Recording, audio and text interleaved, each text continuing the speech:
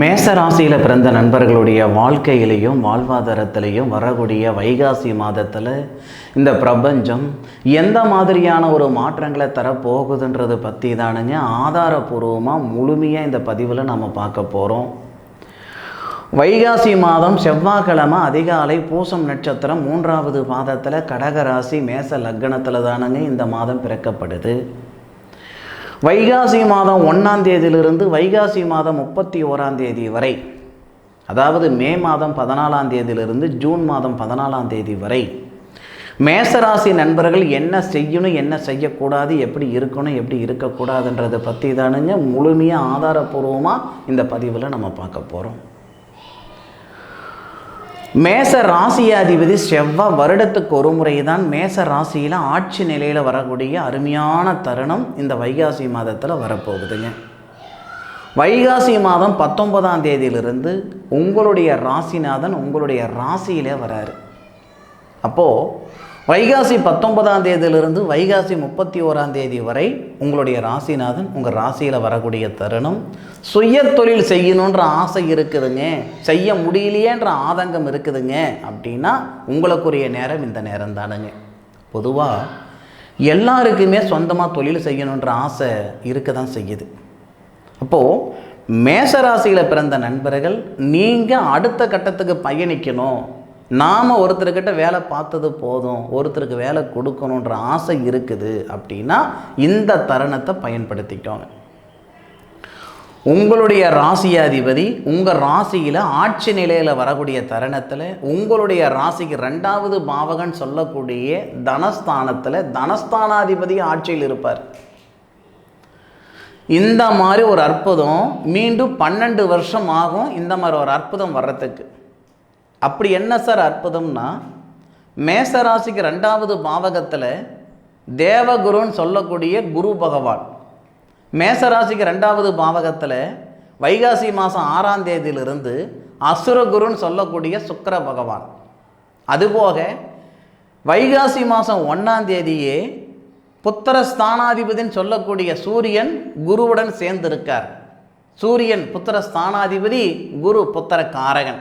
அப்போது புத்திர ஸ்தானாதிபதியும் புத்திர காரகனும் உங்களுடைய ராசிக்கு 2வது பாவகன் சொல்லக்கூடிய குடும்பஸ்தானத்தில் வரார்.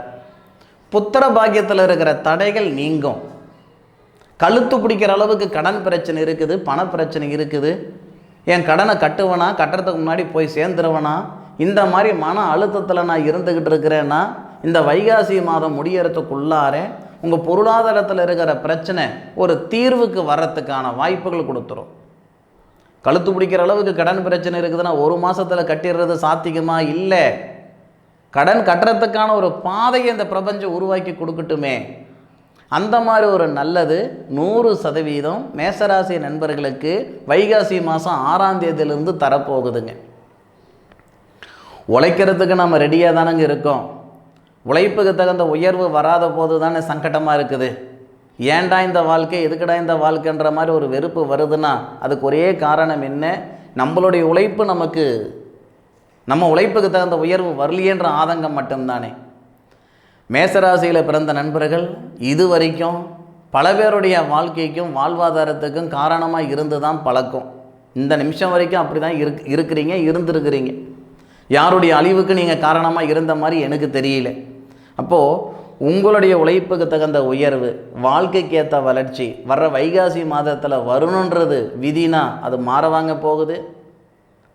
வைகாசி மாதம் 1ஆம் தேதியிலிருந்தே உங்களுக்கு புத்திர வளர்ச்சிக்கு உண்டான ஒரு நேர காலங்கள், வைகாசி மாதம் 6ஆம் தேதியிலிருந்து பொருளாதாரத்தில் இருக்கிற பிரச்சனைகள் சரியாகிறதுக்கு உண்டான நேர காலங்கள், வைகாசி மாதம் 19ஆம் தேதியிலிருந்து சுய தொழில் செய்கிறதுக்கு உண்டான நேர காலங்கள், அல்லது இருக்கிற தொழிலில் இன்னும் அதிகமான ஒரு சூழ்நிலைக்கு, அதாவது பதவி உயர்வு வரத்துக்கு உண்டான ஒரு சூழ்நிலைகள். ஏன்னா வர வைகாசி மாதம் மட்டும் பார்த்திங்கன்னா மேஷ ராசியாதிபதின்னு சொல்லக்கூடிய செவ்வாய் ஆட்சி நிலையில் இருப்பார். ரிஷப ராசியாதிபதின்னு சொல்லக்கூடிய சுக்கிரன் ஆட்சி நிலையில் இருப்பார். ஏன் கடக ராசியாதிபதி சந்திரன் ஆட்சி நிலையில் இருப்பார். ஏன் சனி பகவான் மேசராசிக்கு 10-11 குடையவர், அவர் ஆட்சி நிலையில் இருப்பார். கிட்டத்தட்ட 4 கிரகங்கள் ஆட்சியில் இருக்கக்கூடிய ஒரு தருணம் வைகாசி மாதம்.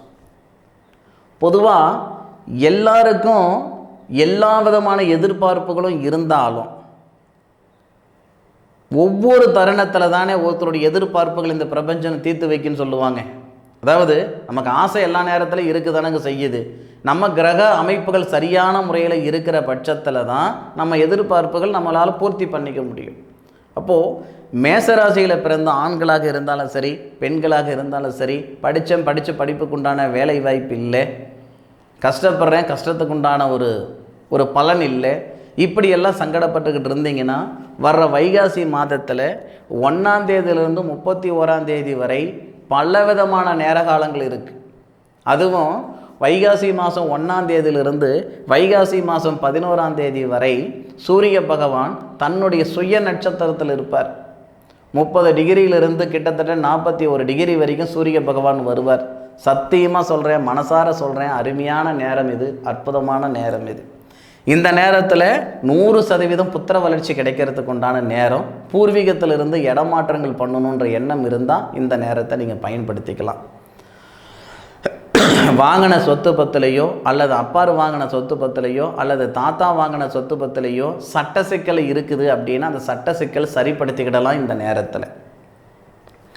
வைகாசி மாதம் 1ஆம் தேதியிலிருந்து வைகாசி மாதம் 11ஆம் தேதி வரை சட்ட ரீதியாக இருக்கிற சிக்கல்களும் சரியாகும். வைகாசி மாதம் 11ஆம் தேதியிலிருந்து வைகாசி மாதம் 25ஆம் தேதி வரை மேசராசியில் பிறந்த நண்பர்கள் வெளிநாடு தொடர்புள்ள வேலை செய்கிறதுக்கும் வெளிநாடு போகிறதுக்குண்டான ஒரு நேர காலங்களாக இருக்கும். ஆதாரம் என்ன சார்னா, சூரிய பகவான் சந்திர பகவானுடைய சாரம் வாங்குகிறார். சுபஸ்தானாதிபதினு சொல்லக்கூடிய சந்திர பகவானுடைய சாரம் வாங்குகிறார். இதனால் வெளிநாடு தொடர்புள்ள வேலை அமைகிறது மட்டும் இல்லை, ஒரு சில நண்பர்கள் மண்மனை வாங்கிறதுக்கான நேர காலங்கள், ஒரு சில நண்பர்களுக்கு வாகனம் வாங்கக்கூடிய ஒரு தருணம் வர்றதுக்கான நேரம். வைகாசி மாதம் 11ஆம் தேதியிலிருந்து வைகாசி மாதம் 25ஆம் தேதி வரை 14 நாட்கள் சூரிய பகவான் சந்திர பகவானுடைய சாரத்தில் வரக்கூடிய தருணம் நிச்சயமாக உயர்வாக இருக்கும், அற்புதமாக இருக்கும் இந்த தருணம். அதுபோக வைகாசி 25ஆம் தேதிக்கு மேற்கொண்டு வைகாசி 32ஆம் தேதி வரை, ஏன்னா வைகாசி 31 கிடையாது, 32 நாட்கள். அப்போது அந்த நேரத்தில் மிருகசீரிச நட்சத்திரம், மிருகசீரிச நட்சத்திரத்தில் சூரிய பகவான் வரும் பொழுது சூரிய மங்கள யோகமாக வருவார். அந்த நேரத்தில் மிருகசீரிசாதிபதினு சொல்லக்கூடிய செவ்வாய் ஆட்சியில் இருக்கிறார். நிறைய நண்பர்களுக்கு அது மண்மனை வாங்கக்கூடிய தருணமாக இருக்கும்.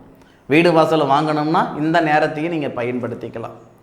இந்த மாதிரி மேசராசி நண்பர்களுக்கு ஒரு அற்புதமான தருணமாகவும் அருமையான தருணமாகவும் வரக்கூடிய வைகாசி மாதம் வரப்போகுதுன்றதில் எந்த விதமான ஒரு மாற்று கருத்தும் கிடையாது. உழைப்பை மட்டும் நீங்கள் போடுங்க, உயர்வுன்ற ஒரு பிரார்த்தம் இந்த பிரபஞ்சமே உங்களுக்கு உருவாக்கி கொடுக்கும்.